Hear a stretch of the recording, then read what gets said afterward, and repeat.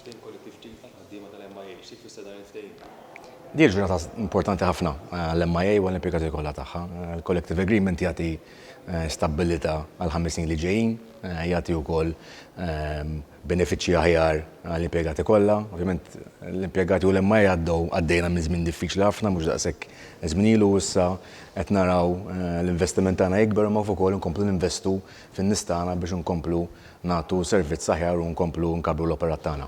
Ovvjament dan ħajkun komplementari wkoll mal-ħidma tagħkom il-5 snin li ġejjin mhux hekk? Ekku.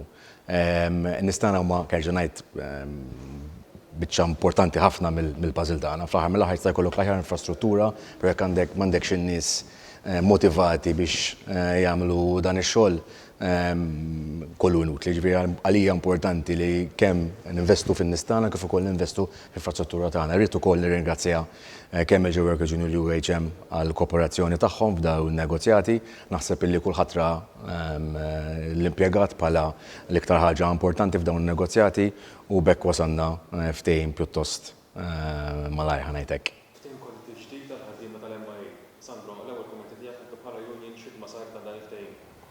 Din hija ġurnata importanti ħafna l-ħaddiema tal-Malta International Airport, l-MIA, għaliex irnexxielna nagħmlu ftehim mal-kumpanija fisem il-ħaddiema membri tal-Workers Union għal dal-5 snin li ġejjin. Wara pandemija li kienet laqtet ħażin ħafna lill-avjazzjoni u għalhekk ukoll l-airport ta' Malta, illum nistgħu ngħidu li għandna 5 snin fejn nistgħu naraw u kburin li nistgħu naraw żiediet fil-pagi u l-kundizzjonijiet. Grazzi għal dal-ftehim li kien wasal fil-ħin eżatt kif speċjal ieħor ukoll.